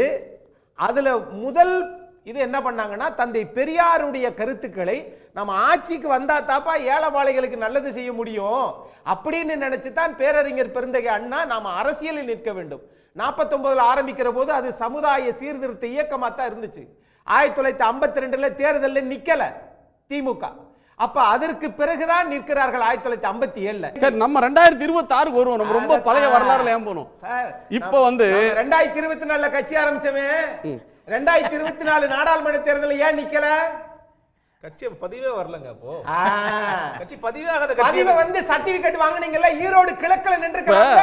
இப்ப நீங்க சொல்றது பார்த்தா ஸ்பெசிபிக் பாயிண்ட் இந்த டெசிஷன், விஜய் எடுத்திருக்கிற இந்த டெசிஷன், டிவிகேவோட இந்த டெசிஷன் என்ன இம்பாக்ட் ஏற்படும்? என்ன டெசிஷன் சார்? தங்கள் தலைமையில் ஒரு கூட்டணி, தானே முதலமைச்சர் வேட்பாளர். கரெக்ட். அதாவது சார், அவர் ரொம்ப வேகமாக முடிவெடுக்கிறாரா தாமதமாக முடிவெடுக்கிறாரான்னு எனக்கு தெரியல. தங்கள் தலைமையில் கூட்டணினா தங்க தலைமையில கூட்டணினா எந்த அரசியல் கட்சி தலைவர்களோட நீங்க போய் சந்திச்சு கூட்டணிக்கு வாங்கன்னு கேட்கிறீங்களா அல்லது அறைகோல் விடுக்கிறீங்களா? திரைமறைவுல நடக்கும் சார்.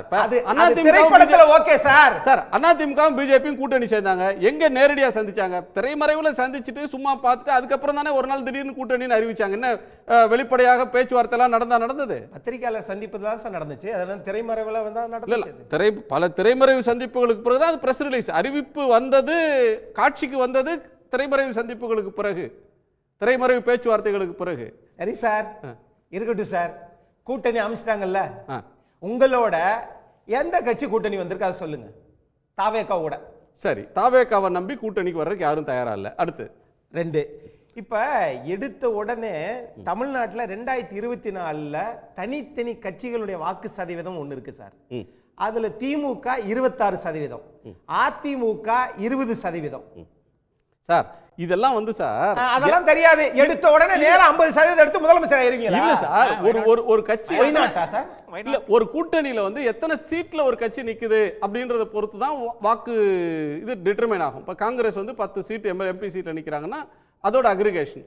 இப்போ விசிகே இருக்கு, அவங்க 6 சீட் தான் நிக்கிறாங்கன்னா அவங்க ஓட்டு 6 சீட்ல வாங்குற மொத்த ஓட்டு தான் அவங்களுடைய மொத்த ஓட்டா? அது ஒரு ஆய்வுக்குரிய ஒரு விஷயம். இப்போ நீங்க கேட்கறது வந்து என்னன்னா, 2 வருஷமா இந்த கட்சி ஆரம்பிச்ச பிறகு ஏன் எலெக்ஷன்ல நிக்கல? 2வது உங்களை நம்பி யாரும் ஏன் கூட்டணிக்கு வரல? சரி, அவங்கள நம்பி வரல. பெரிய கட்சிக்கே கூட்டணி நம்பி வரலையே சார். வலிமையான சிறந்த வெற்றி பெறும் கூட்டணி, பிரம்மாண்டமான கூட்டணியெல்லாம் அமைப்போன்னு ஜெயக்குமார் வந்து அறிவிச்சாரு. யார் சேர்ந்தாங்க? கடைசியாக திருப்பி பிஜேபியோட தான் இவங்க சேர்ந்தாங்க. விஜயோட முடிவு தமிழ்நாட்டு அரசியல் களத்தில் இருமுனை போட்டி, வலுவான இருமுனை போட்டி, நேரடி போட்டி அப்படின்ற ஒன்றிலிருந்து ஒரு multi corner contest or tough tri corner contest அதை நோக்கி நகர்த்திருச்சா? அப்படி நகர்த்திருந்தா அது என்ன இம்பாக்டை கொடுக்கும்? நகர்த்துவதற்கு வாய்ப்பே இல்லை அப்படின்னு என்ன சொல்ல தெரியாது. ஆனால் நீங்க 30% வாக்கு சதவீதத்தை எடுத்திருக்கிற கட்சிக்கு தான் இங்க போட்டின்னு நான் பார்க்குறேன். நீங்க சார் சொல்லும்போது, ஆர்கே சார் சொல்லும்போது, குணா சார் நீங்க என்ன சொன்னீங்க? அதாவது நாம் தமிழர் வந்து இவங்க தாவேகா 3வது இது, நாம் தமிழர் 4வது இது, அது மாதிரி பிஎஸ்பி வந்து சகோதரி மாயாவதி அவங்க கட்சி தனியாக அவங்க 5வதுன்னு நீங்கள் சார் 10 முனை கூட கூட்டணி இருக்கட்டும் சார். இங்கே திமுகவுக்கும் அதிமுகவுக்கும் தான் சார் போட்டி. ஏன்னா 2024 வாக்குகளே நீங்கள் ஒப்பிடாதீங்கன்னு சொல்லுகிற போது நோட்டாவில் மட்டும் 1.07% பேர் நோட்டாவுக்கு வாக்களிச்சிருக்காங்க சார். சரி, அப்ப அதுல 10% வாக்கெடுத்த காங்கிரஸ், 11% வாக்கெடுத்த தனியா வாக்கெடுத்த பாஜக, இவைகளெல்லாம் இருக்கும்போது 8% வாக்கெடுத்த நாம் தமிழர் கட்சி, 4% வாக்கெடுத்த பாட்டாளி மக்கள் கட்சி, இதெல்லாம் விட்டுட்டு நான் எடுத்த உடனே வருவேன் என்று நினைத்தால் உங்கள் நம்பிக்கை சரி, நம்பிக்கை சரி, அவ்வளவுதான். ஆனா இன்னொன்னும் சொல்றீங்களே, இப்ப மருத்துவர் சொல்லுகிற போது என்ன சொன்னாங்க? சர்மிளா மேடம் சொல்லும் போது நான் அதை முடிச்சிட்டு நான் வந்து விஜய் வந்து திரைப்படத்துக்கு போவேன் அப்படின்றீங்க. இல்ல சார், விஜய் வந்து நீங்க ஒப்பிடுற யாரெல்லாம் விடவும் ஒரு பெரிய ஹீரோ. மக்கள் வந்து அவரை திரையில ஒரு பெரிய நட்சத்திரமா பாக்குறாங்க. உண்மைதான், நான் மறுக்கல. அரசியலில் எதன் அடிப்படையில்? அந்த கேள்விக்கு பதில் சொல்லுங்க. அவருக்கு நிச்சயமாக இங்க ஒரு ட்ராக்ஷன் இருக்கு.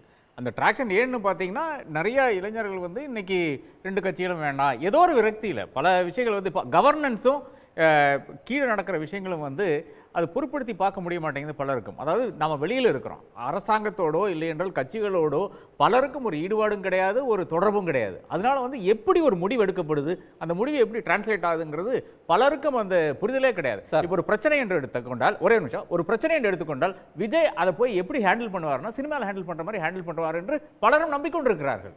அப்போ ஒரு பிரச்சனை என்று வந்து விட்டால் இல்லைங்க அது முடிச்சிடலாங்க, நாளைக்கே முடிச்சிருவாருங்க, இப்போ கட்சித்தீவா விஜய் போய் நிற்பாருங்க, எடுத்து வந்துருவாருங்க, இப்படிங்கிற அந்த உணர்வு பலருக்கும் இருக்கிறது. அப்போ அந்த ஒரு பேசிஸில் வந்து இந்த கட்சிகள் இப்போ என்ன பேசுவாங்க? இல்லைங்க அது முடியாதுங்க, மத்திய அரசாங்கம் கேட்டுங்க, அவங்க தான். அப்போ இலங்கை தமிழர்களுக்கு இருக்கிற குடியுரிமை, ரெஃப்யூஜிஸ்க்கு இருக்கிற குடியுரிமை, அது இல்லைங்க அது முடியாதுங்க, மத்திய அரசாங்கம் போனால் அப்படி போகணும் இப்படி போகணும், அது வந்து புரியாத ஒரு ஹீரோ சினிமாவோட மாஸ் ஹீரோ மேலே ஒரு லாஸ்ட் ஒரு கிளைமாக்ஸில் ஜெயிக்கிறது மாதிரி எல்லா பிரச்சனைக்கும் ஒரு இன்ஸ்டன்ட் சொல்யூஷனை கொடுத்துருவாரு அப்படின்னு பாமர மக்களுக்கு நம்பிக்கை இருக்கலான்றீங்க. தமிழ்நாடு ஒரு படிப்பறிவில் முன்னோக்கி இருக்கிற ஒரு மாநிலம், எல்லோரும் அப்படி நினைப்பாங்களான்றது ஒரு சந்தேகம். இல்ல 2 பாயிண்ட் உங்களை கேட்கணும். ஒன்று, சுமந்த் வரேன், சுமந்த் சொல்றாரு இது ஓட் கட்டர், ஒரு வாக்குகளை சிதைக்கிற பிளக்கக்கூடிய ஒரு கருவி அப்படின்றது ஒரு பார்வை. அது எந்த கட்சின்னு சொல்லிட்டாருன்னா பார்த்துட்டு இருக்கிற மக்களுக்கு இன்னும் மகிழ்ச்சியா இருக்கும். இல்ல இன்னும் அது வந்து ஏன் அவர் சொல்றாரா இல்லையான்றது அவருடைய விருப்பம். அவர் என்ன சொல்லணும் நீங்க எப்படி எதிர்பார்க்க முடியும்? இல்ல கேம் சேஞ்சர் சார் நான் கேக்குறேன், விஜயோட ஸ்ரீராமனை என்ன சொல்லணும்னு நான் கேக்குற போது, நான் என்ன சொல்றேன்னு நீங்க கேக்குற போது, ஒரு கட்சியினுடைய அரசியல் கட்சியினுடைய தலைவர் என்ன சொல்ல போறாரு கேட்க மாட்டீங்களா? இல்ல இது ரெண்டு ஒண்ணுதாங்க. இல்ல சார், ஓட் கட்டரா கேம் சேஞ்சரா? ரெண்டு ஒண்ணுதாங்கற. கேம் சேஞ்சர் யாருக்கு கேம் சேஞ்சர்? அதிமுகவுக்கு கேம் சேஞ்சரா மாறாரு. இப்போ வந்து மாறி இருக்க கூடாதா? ஏன்னா அதிமுக கூட கூட்டணி இல்லன்னு அவர் சொல்லல. ஒரு நிமிஷம் நான் முடிச்சு நான் என்ன சொல்ல வரேன்னு முடிச்சிடுறேன். அதாவது என்னை பொறுத்தவரை வந்து மாறி மாறி ஆட்சிகள் வந்து கொண்டே இருக்கிறது எக்ஸப்ட் 2016. அப்போ அந்த ஒரு வரிசையில வரும்போது அடுத்து வந்து வாய்ப்புன்னு பாத்தீங்கன்னா அதிமுகவுக்கு யார் சங்கோதரான்னு பாத்தீங்கன்னா இவர் இந்த ஆன்டி இன்கம்பன்சி ஓட் எடுக்கிறதுனால அவர் வந்து சங்கோதராரு. ஓட் கட்டர் தான். எப்படி ஓட் கட்டர்? அதிமுகவுக்கு மறுபடியும் ஓட் கட்டரா மாறாரு. திமுக அதிருப்தி ஓட்டுகள் வந்து அதிமுக போணும், அது போகாம வந்து தடுக்கிறதுக்காக வார்த்தையிலிருந்து நான் மாறுபடுறேன். அதிமுகவுக்கு சங்கு ஊதுன்றாரு, அதிமுக தான் திமுகவுக்கு சங்கு ஊதுன்றதால நமக்கு நாம திட்டத்தை வச்சு தான் நீங்க வந்தீங்க. ஒரு செகண்ட் சுமந்த் ரொம்ப நேரமா கேக்குறாரு. ஒரு செகண்ட் கூட்டணி வந்தால் 100% ஒரே ஒரு கேள்வி ஒரே ஒரு பிஜேபி கூட்டணி நம்பல சார், அவங்க போறாங்க பிஜேபி கூட்டணி நம்பல இப்ப பிஜேபி கூட்டணி நம்பல மாயாவதி கட்சி இப்ப சொல்றேன் ஓட்டு விஜய்க்கான ஓட்டு ஒரு நிமிஷம் ஒரே நிமிஷம் ஹலோ ஒரே பத்தி திமுக நிக்க கன்சிடர் பண்ணிருக்காங்க. ஒரு கூட்டணி கூட 10 முனை போட்டி கூட வரட்டும், விஜய் கட்சிக்கு என்ன ஓட் சதவீதம் இருக்கு கொஞ்சம் முன்னாடி பேசினாரு. இப்ப ரெண்டு பேரும் ஒண்ணு சேர்ந்தா ஜெயிச்சிரோம் சொல்லி பேசுறாரு. அப்ப என்னதான் இப்ப வந்து அதிமுகவுக்கு தான் மேல நம்பிக்கை இல்லையா? ஏடிஎம்கே வந்து சேர்ந்த பிறகு எதிர்க்கு இப்ப நீங்க என்ன சொல்றீங்க? இப்ப உதயகுமாரும் மற்றவங்களும் என்ன சொல்றாங்கன்னா, இப்ப எடப்பாடி பழனிசாமி அவர்களே கூட என்ன சொல்றாருன்னா, ஏடிஎம்கேவும் பிஜேபியும் கூட்டணி சேர்ந்த பிறகு எதிர்க்கட்சிகளுக்கு கிளி வந்துருச்சு, பயம் வந்துருச்சு. இப்ப நீங்க என்ன சொல்றீங்க?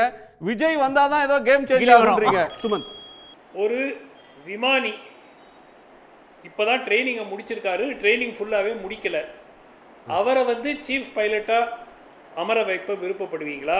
இல்ல அனுபவம் உள்ள ஒரு விமானிய பைலட்டா வச்சுக்கிட்டு கோ பைலட்டா இவர் கத்துக்கிட்டோன்னு வைப்பீங்களா? ஒண்ணு. ஒரு மருத்துவர் எம்பிபிஎஸ் இப்பதான் முடிச்சிட்டு வந்திருக்காரு, இருங்க அவரை மெயினா ஹார்ட் சர்ஜரி பண்றதுக்கு அவரை விடுவீங்களா? இல்ல அவரை அசிஸ்டண்டா ஒர்க் பண்ணுங்க, ஒரு 5 வருஷம் கத்துக்குங்க, அதுக்கப்புறம் நீங்க பண்ணலாம். சமீபத்துல வந்த சர்ஜரி, சமீபத்துல வந்த 8500 மணி நேரம் ஃளையிங் எக்ஸ்பீரியன்ஸ் இருக்கிற ஒரு எக்ஸ்பீரியன்ஸ்டு பைலட், இன்டர்நேஷனல் இது எக்ஸ்பீரியன்ஸ் அதிகம் இருக்கிறவர் போச்சு. இப்ப அப்படினா வந்து ரொம்ப அனுபவம் இருக்கிறவர்னு பண்ருட்டி ராமச்சந்திரனை கூட்டி வருவாங்க. அது வந்து இல்ல இருங்க விபத்து அப்படிங்கிறது வேற. இன்னைக்கு நீங்க மக்களை கேளுங்க. நீங்க வந்து ஒரு பிளேன்ல நீங்க போறீங்க கூட, நீங்க ஒரு ட்ரெயினி பைலட் தான் பைலட்டா வைக்க விருப்பப்படுவீங்களா? அனுபவம் உள்ள பைலட் இருக்கணுமா? நீங்க யாரு விருப்பப்படுவீங்க அத சொல்லுங்க. நான் கேக்குறேன் உங்களுக்கு, இது வந்து பைலட் போறது ரயில்வே லோகோ பைலட்டா யார் இருக்கிறது, பஸ்ஸுக்கு இது இருக்கிறதுன்றதுக்கான லைசென்ஸ் இருந்தா ரைட். முதலமைச்சர் பதவிங்கிறது அவ்வளவு கிள்ளுக்கிரே ஆயிடுச்சா? யார் வேணாலும் உட்கார்ந்துக்கலாம், ஒண்ணு அனுபவம் தேவையில்லை, அரசியல் அனுபவம் தேவையில்லை. அந்த பதவி பெரிய பதவி. ஆனா நீங்க வந்து விஜய்க்கு மட்டும் எப்படி அந்த யாட்சிக்கு வைக்கிறீங்க சார்? ஒருத்தருக்கு வாக்களிக்கிற உரிமை இருந்தா அவர் கவர்னராவே ஆகலாம். கவர்னருக்கு ஏதாவது தகுதி இருக்கா? கவர்னருக்கு எம்எல்ஏ எம்பியா இருக்கணும் தகுதி இருக்கா? எம்எல்ஏவா இருந்திருக்கணும் தகுதி இருக்கா? முதலமைச்சரா இருந்திருக்குமா தகுதி இருக்கா? ஏதாவது படிச்சிருக்கணும் தகுதி இருக்கா? ரெண்டே தகுதி தான். 32 வயசு ஆச்சா? புத்தி சுவாதீனம் இருக்கா? சட்டம் திவால் ஆகாதவரா? 3 தான் தகுதி. ஒரு நிமிஷம் இருங்க. ஏன் சார் விஜய்க்கு மட்டும் இவ்வளவு யாட்சிக்கு வைக்கிறீங்க? அனுபவம் இல்லாதவர். பட் நீங்க எனக்கு ஒண்ணுதான் புரியல குணா, நீங்க ஏன் வந்து விஜய் முதலமைச்சர் ஆகிறது அப்படிங்கிறது வந்து ஒரு நல்ல ஐடியாவா நீங்க ஏன் இவ்வளவு டிஃபெண்ட் பண்றீங்கங்கறதே எனக்கு இல்ல. கெட்ட ஐடியான்னு சொல்றதுனால நான் கேக்குறேன். யாருடைய கனவையே கலைச்சிட்டாரு, யாருடைய கனவையே கலைச்சிட்டாரு, நல்ல ஐடியாவா இல்லையான்றத மக்கள் முடிவு பண்ணுவாங்க. ஆனா யாருடைய கனவையோ கலைச்சிட்டாரு, யாருக்கோ ஓட்டை பிரிக்கிறதுக்காக வர்றாரு அப்படின்னு நோக்கம் கற்பிக்கிறப்ப நீ வேணா கோ பைலட்டா இருப்பா, ஒரு டெப்டி சிஎம் இருப்பான்னு அங்க தள்ளுறீங்க. அப்ப டெப்டி சிஎம் இருக்கலாமா? எந்த விதமான சந்தேகமும் இல்லை. இந்த நிலைப்பாடு மாறவில்லை என்றால் அவர் ஒரு ஓட் கட்டர், அவ்வளவுதான். ஓட் கட்டரா? ஒரு கேள்வியை நேயர்கள் முன்னாடி வச்சிருக்கிறோம். 2026 சட்டமன்ற தேர்தலில் முதலமைச்சர் வேட்பாளர் விஜய் என்கிற தாவேகாவினுடைய அறிவிப்பு எதை காட்டுகிறதுன்னு கேட்டிருந்தோம். இது அந்த ரிசல்ட்ஸ் இப்பயே பார்த்துடலாம். எடப்பாடிக்கு பின்னடைவு என்று திரு எடப்பாடி பழனிசாமி அவர்களுக்கு பின்னடைவு என்று 26% பேரும், தாவேகா உற்சாகம் அடையும் என 37% பேரும், பாஜகவினுடைய அழைப்பை நிராகரிச்சிருக்கிறாருன்னு 8% பேரும், இது கடுமையான மும்முனை போட்டிக்கு வழிவகுக்கும் அப்படின்னு 29% பேரும் கருத்து சொல்லியிருக்கிறாங்க. அந்த நேயர்களுக்கு நன்றி. திரு நாதன், உங்கள் நிறைவு பார்வை. இந்த கடுமையான மும்முனை போட்டியை ஏற்படுத்தி இருக்குது அப்படின்றத விட கடுமையான ஒரு மும்முனை சோகத்தை ஏற்படுத்தி இருக்குது. முதல் சோகம், நாம் தமிழர் கட்சி சீமான் தன்னுடைய வாக்குகளை விஜய் எடுத்துகிட்டு போயிடுவாரா, இது முதல் சோகம். ரெண்டாவது, பிஜேபியை பொறுத்த வரைக்கும் அரும்பாடுபட்டு அதிமுக கூட கூட்டணி வச்சுருக்கிறோம். இப்போ விஜய் தனித்து போட்டியிட்டால் திமுக எதிர்ப்பு வாக்குகள் போயிருமே அப்படின்னு அவங்களுடைய சோகம். அதிமுகவை பொறுத்த வரைக்கும் வேறு வழி இல்லாமல் பிஜேபியோட கூட்டணி வச்சுருக்கிறோம். இங்கே திமுகவை எதிர்த்து விஜய் பேசினால் திமுக எதிர்ப்பு வாக்குகள் அங்கே போகுமே. இந்த மும்முனை சோகம் அதிகமாவதற்கு வாய்ப்பு இருக்கிறது. அதனால் திமுகவிற்கு இந்த சோகங்களினுடைய எதிர்மறையாக திமுக மெனக்கடாமலே ஜெயிக்கிறதுக்கு வாய்ப்பு இருக்குது. விஜய் இதில் உறுதியாக இருந்தால், இந்த தனித்து போட்டியிடல் உறுதியாக இருந்தால் கண்டிப்பாக இந்த மும்முனை சோகம் என்பது இந்த வரிசையில் நடக்கும். இல்லை சார், மும்முனை சோகம்னு ஒரு ட்விஸ்ட்டை கொடுக்குறீங்க. வழக்கமாக முப்பரிமாணத்தில் விஷயத்தை அணுகுவாங்க, நீங்கள் மும்முனை சோகம்ன்றீங்க. ஷர்மிளா அவர்களுடைய கோணத்தை கேட்கலாம். அவங்க வேறு ஏதாவது ட்விஸ்ட் கொடுக்குறாங்களான்னு பார்ப்போம். டாக்டர் ஷர்மிளா. இதில் பாதிக்கப்பட போகிறது அதிமுக தான். அதிமுக கவலைப்படணும். அந்த கவலை தான் சுமன் சாருடைய அந்த கருத்தில் வெளிப்படுது அப்படிங்கிறத நாம் பார்க்குறோம். அதிமுகவுக்கு தான் இது எக்ஸிஸ்டென்ஷியல் கிரைசிஸாக இருக்குது. ஸோ அவங்க தான் இந்த விஷயத்தை சீரியஸாக எடுத்துக்கணும். கருத்து கணிப்புலையும் கிட்டத்தட்ட அதை தான் சொல்லியிருக்கிறாங்க. இன்னொரு பக்கம் நீங்கள் பார்த்தீங்கன்னா, பாஜக will definitely try to play it's game. ஒருத்தர் அரசியல் தளத்தில் வளர்றாரு அப்படின்னா அவரை வளர பாஜக விடாது. அதை எப்படியாவது ஒன்று அப்படி வளரக்கூடிய நபரை கண்ட்ரோல் பண்ண முயற்சி பண்ணுவாங்க, இல்லை அந்த கேம்லேருந்து வெளியில் தள்ளுறதுக்கான முயற்சியை பண்ணுவாங்க. ஸோ டெஃபினட்டாக வரக்கூடிய இந்த 8 மாதத்தில் ஒன்று விஜயை தங்க கண்ட்ரோல்குள்ளே கொண்டு ஏற்கனவே அவர் கண்ட்ரோலில் தான் இருக்கிறாரு, வெளியில் இருந்து ஆதரவு கொடுத்துட்ருக்காரு, வெளிப்படையாக ஆதரவு கொடுக்கக்கூடிய ஒரு காலகட்டம் வரும். அப்படி ஒன்று நடந்ததுன்னா அப்போ விஜய் என்ன சொல்கிறாரு, எக்ஸ்போஸ் ஆகிடுவார் அப்படிங்கிறத நம்ம பார்க்குறோம். ஸோ அதனால் விஜய்க்கு சிஎம் ஆகிறதுக்கு வாய்ப்பெல்லாம் இருக்குது அப்படின்னு கேட்டிங்கன்னா இல்லை. ப்ராபப்ளி ஒரு 8 to 10% ஆஃப் த ஓட்ஸ் அவருக்கு கிடைக்கலாம். பட் அதுவுமே ஒரு ஃப்ளோட்டிங் பாப்புலேஷன் தான். 2026 கிடைக்கக்கூடிய ஓட்டு அடுத்த எலெக்ஷன்ஸ்ல கிடைக்குமா அப்படிங்கிறது தெரியாது. 2026 அவர் தனிச்சு நிக்கிறாரான்றத பாப்போம். நன்றி. அவர் கேம் சேஞ்சர். ரெண்டு விஷயம் இருக்கு. ஒன்று இப்போ தாவேக்கால் இருக்கிற நபர்கள் நான் உற்சாகமாயிருவார்கள், நம்ம டெஃபினட்டாக வந்துடலான்ட்டு நம்புறாங்க. அதாவது அதுதான் ப்ரிடாமினண்டா இருக்கு. 37% தாவேக்காவினர் உற்சாகம் அடைகிறாங்க. ஆமா, ரெண்டாம் லைன் தலைவர்களும் சொல்றாங்க, நீங்க பார்த்ததே கிடையாதுங்க, என்டிஆரை விட பெரிய ஒரு மாஸ் இவருக்கு இருக்கு. அப்ப நிச்சயமாக இவர் நின்னாருன்னா நிச்சயமாக இவர்தான் தனித்து நின்னாருன்னா இவர்தான் சிஎம், நீங்க கவலைப்படவே வேண்டாம், இருக்கிறது யாரை கை காட்டினாலும் ஜெயிக்க போறாங்க. அந்த ஒரு விஷயம் அவர்கள் நம்புகிறார்கள். அப்போ அவர்களுக்கு டெஃபினட்டாக ஒரு பெரிய ஒரு உத்தேசமாக இருக்கும். ஆனால் அதே நேரத்தில் இவர் இதிலிருந்து பின்வாங்கினார் என்றால் நிச்சயமாக அந்த கட்சிக்கு பெரிய ஒரு பின்னடைவு வரும் என்று நான் கருதுகிறேன். இதை அனௌன்ஸ்மெண்ட் பண்ணிட்டு இப்போ இதிலே தான் பயணிக்க போறாரு. அடுத்த ஒரு 5 மாதம் டெஃபினட்டாக இதுதான் அவருடைய பயணமாக இருக்கும். அப்போ அதில் இந்த கருத்தில் போய்விட்டால் நிச்சயமாக அதன் பிறகு அதிலிருந்து வெளிவர முடியாது. இப்போ என்னை பொறுத்தவரை நிச்சயமாக கடைசியாக என்னை பொறுத்தவரை நிச்சயமாக இவர் ஜெயிக்கிறதுக்கான வாய்ப்பு இருக்கிறது, ஜெயிப்பார் என்று நான் கருதுகிறேன். எப்படி விஜயகாந்த் கடைசியில் ஒரு ஓரத்தில் உட்கார வச்சாங்களோ அதே மாதிரி சட்டசபையில் உட்கார போறாரு. அந்த காட்சியை நம்ம பார்க்க தான் போறோம். ஒரு எம்எல்ஏ ஜெயிச்சிருவாரு. ஒரு எம்எல்ஏ ஜெயிச்சிருவார். ஓகே. அக்னி ரொம்ப குறைத்து மதிப்பிடுகிறார் ஆர்கே சார்.